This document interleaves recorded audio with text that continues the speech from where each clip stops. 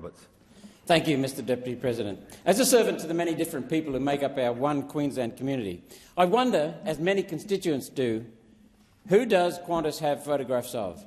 How could Qantas engage in restrictive trade practices, fraud and a scorched earth policy approach to industrial relations and still be called Australia's national airline? Are these our national values now? Minister King's decision to stop Qatar Airways increasing their flights to Australia provided a direct financial benefit to Qantas. As a result, everyday Australians are now paying higher airfares on those international routes than if Qatar had been allowed to provide competition to Qantas.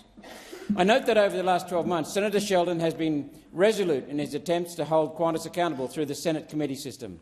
I welcome Senator Sheldon's comments and appreciate his one-man war on the temple of uncaring corporate greed that Qantas has become. Let me be clear. Qantas are an embarrassment to free enterprise competition.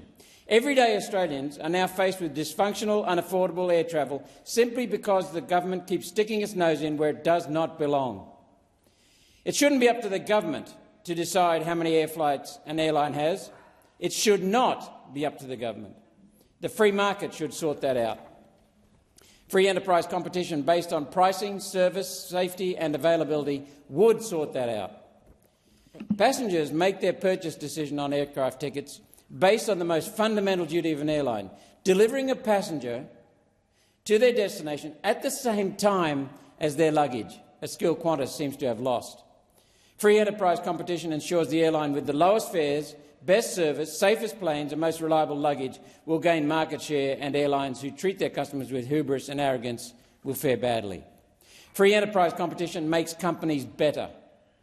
We, though, do not have free enterprise competition in many industries in Australia, including airlines.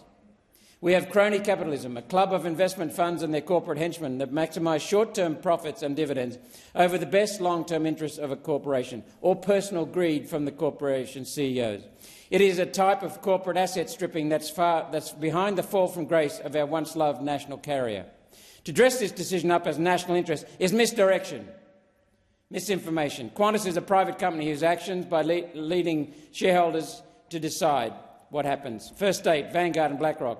Others pulling the strings at Qantas are JP Morgan, HSBC, State Street, Goldman Sachs and Citicorp, which explains a lot. The Qatari government fully owns Qatar Air. There is nothing in this deal for the predatory billionaires that control Qantas. Was this the reason for the decision to block Qatar Airlines' expansion? And if so, who is really telling the Albanese government what to do?